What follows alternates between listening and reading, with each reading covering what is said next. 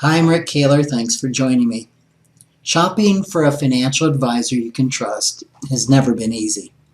The new Department of Labor rule requiring brokers to act in a fiduciary capacity when dealing with retirement plan assets unfortunately hasn't made things any easier. The government's intent was really good. It was to help consumers clearly distinguish when financial professionals can be relied on to give unbiased financial advice or when they're acting in their own interest to sell a financial product. Unfortunately, the rule has only exacerbated the confusion. When shopping for financial advisors, you need to investigate a broker's education, their niche or specialty, their process, their compensation structure, and their experience to see whether they're really a good fit for you.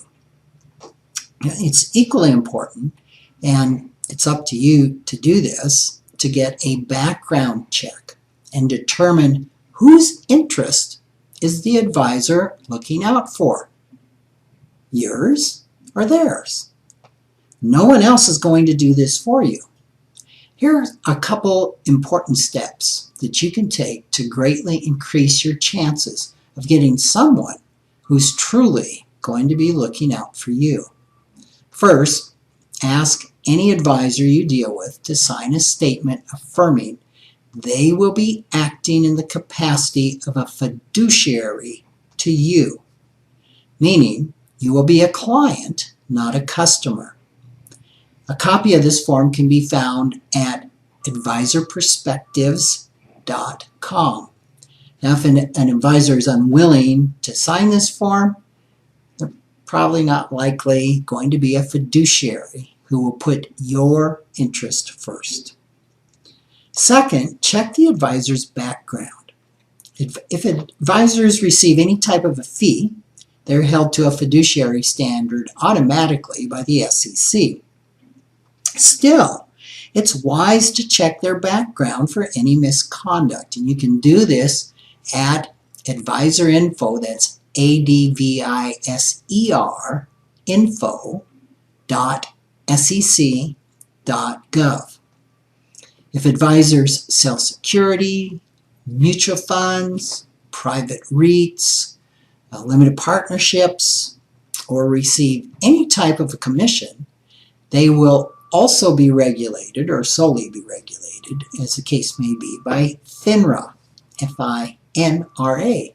And you can go to brokercheck.finra.org to view their records for misconduct. Now, it's important to check an advisor's background because being found guilty of misconduct doesn't mean they can't actively be selling financial products. In a March 7th article at kitces.com, financial planner and writer Michael Kitces points out that over 73% of FINRA-registered brokers who FINRA lists as having a misconduct are still employed a year later.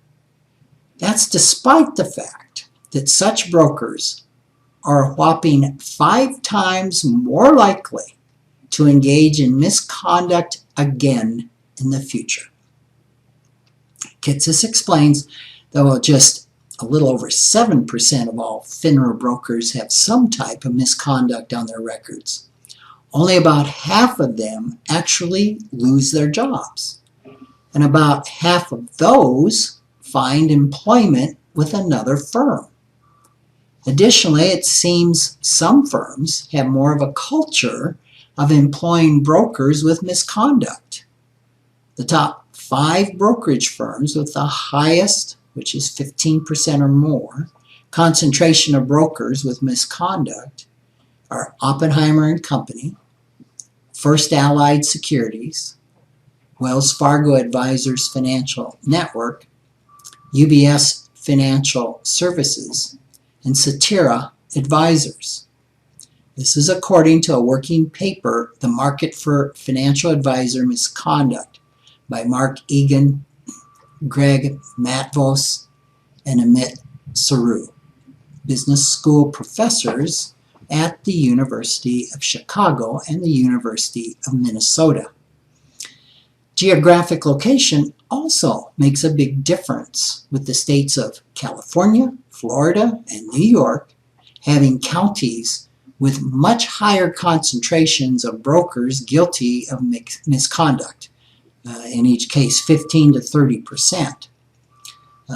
And they have much higher concentrations than states like Pennsylvania, Kansas, Iowa, Kentucky, and Vermont, with counties having the lowest concentration of just 2 or 3%. Kitces reminds us that the single greatest predictor of whether a broker will engage in misconduct is whether he or she has engaged in any prior misconduct. For this reason, it's crucial to make FINRA's broker check part of your research before hiring a financial advisor.